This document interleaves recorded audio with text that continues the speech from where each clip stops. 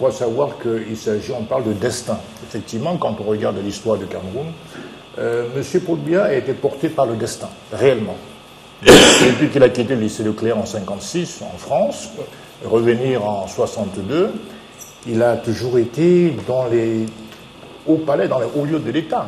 Des propos que l'on pourrait qualifier de glorieux venant de la part de Célestin Djamène, ancien membre du MRC, parti d'opposition de Maurice Kamto, et aujourd'hui président de son propre parti politique à part.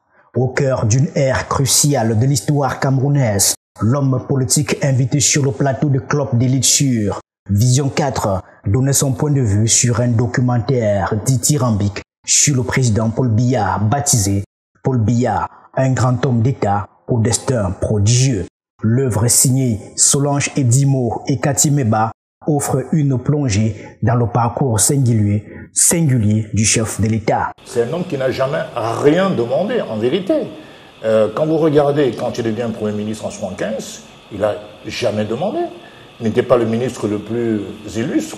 Quand il a été secrétaire de M. Aurélien Etikimbouma, on l'a mis dès son retour en France, n'est-ce pas, secrétaire, directeur de cabinet de M. Aurélien Etikimbouma. Il a assuré l'intérim à l'époque de M. Aïssim Vondo à plusieurs reprises au MINAT. Donc à chaque fois, il a eu des promotions alors qu'il n'y avait aucun groupe de pression. Il a été SGPR, il a été DCC, et même SGPR et DCC. Le seul dans l'histoire du Cameroun. C'est ça. Il n'a jamais rien demandé. C'est comme si une étoile qui le suivait, qui le poursuivait. Il devient PM de la même manière, président de la République à la surprise générale, et aujourd'hui, ça fait 40 ans qu'il est là. Bon. L'œuvre exalte les grandes réalisations du chef de l'État ainsi que ses grandes et belles victoires. Il dépeint aussi les multiples épreuves endurées et les écueils traversés par l'homme d'ici novembre 1982. Selon Célestin Djamène, il est indéniable que 40 ans d'années dans la saga d'une nation pèsent de tout leur poids et laissent une empreinte indélébile, que cela plaise ou non. Écoutons-le. Il n'y a pas à rougir de ça. Il est tout à fait normal que 40 ans dans l'histoire d'un pays, ça compte. Il laissera des traces, qu'on le veuille ou non. Depuis que Biya est là, reconnaissant que sur le plan au moins des libertés individuelles, on passe notre temps souvent à insulter le président. Il y a rarement des procès parce qu'on a insulté le président. Ça, c'est une vérité aussi. Moi, j'en sais quelque chose. Il a été contesté pendant de très très longtemps. Mais je reconnais qu'au niveau donc des libertés individuelles, il y a un progrès phénoménal. On insulte le président de la République sans pour autant qu'on vous prenne à la sortie du machin. Célestin Djamène, jadis farouche opposant au régime en place, est aujourd'hui convaincu de l'impérieuse nécessité d'éclairer la jeunesse camerounaise sur l'épopée de Paul Biya, l'homme qui a gouverné le Cameroun pendant plus de 40 ans. En vérité, c'est bien que la génération qui va suivre, et même celle de maintenant, puisse savoir, même s'il y a peut-être des manquements, je n'en sais rien, je n'ai pas regardé le film, puisse savoir globalement qui est l'homme qui les a dirigés pendant 40 ans. Ça participe de la culture, de l'histoire du Cameroun. La culture des jeunes Camerounais, qu'ils soient pour ou contre, peu importe. Mais il est important qu'on parle d'un homme qui entre dans l'histoire. Ce documentaire a su captiver des témoins privilégiés, des acteurs clés imprégnés de l'histoire du renouveau national, mettant ainsi en lumière le parcours extraordinaire du grand homme d'État qui, à leurs yeux, incarne à lui seul tous les changements, le développement et l'épanouissement de la nation camerounaise depuis 1982. Pour le président de APAR, avec son expérience et sa vision globale des affaires nationales et internationales, Paul Biya s'est métamorphosé en un véritable homme d'État. Écoutons.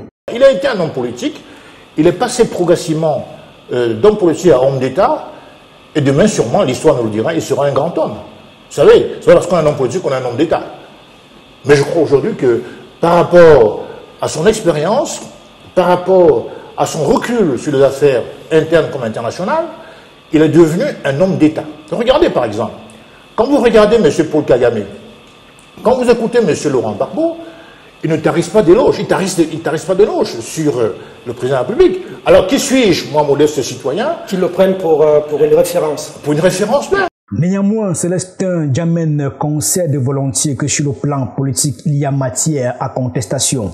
Le Cameroun a malheureusement connu des hausses d'inflation considérables. Il relève également des questions concernant la stagnation des libertés associatives au Cameroun. Le problème des libertés associatives est une préoccupation majeure, martèle Célestin Djamène. Sur le plan du bilan politique, il y a des choses très contestables, bien entendu. Le Cameroun, en termes d'inflation, a fait des bonds assez terribles, malheureusement. En termes de taux de croissance, on n'arrive pas à décoller depuis un certain temps. Quand il s'agit de liberté collective, il y a un gros souci. Donc, en gros, le régime a un bilan particulièrement mitigé, mais je ne commande pas le film. Hein. Je suis en train de dire, si on parle de l'homme, il est quand même président de la République, donc il n'est pas détachable de sa fonction, n'est pas détachable de la fonction qu'il occupe depuis plus de 40 ans. Ce documentaire intervient à un moment où les interrogations sur les réalisations de Paul Biya se multiplient au Cameroun, notamment lorsqu'on les compare à celles de son prédécesseur, Amadou Ahidjo. Au lieu de convaincre, il risque bien au contraire d'attiser les frustrations et les désillusions d'un peuple assoiffé d'un changement authentique.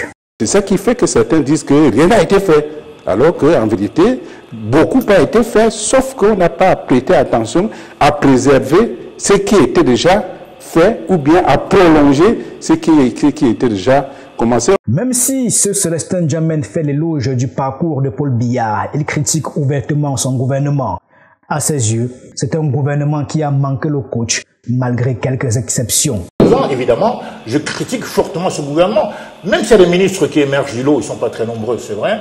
Mais globalement, c'est un gouvernement qui a raté le coach. Cependant, on pourrait espérer voir Paul Biya prêter une oreille attentive à la voix de son peuple.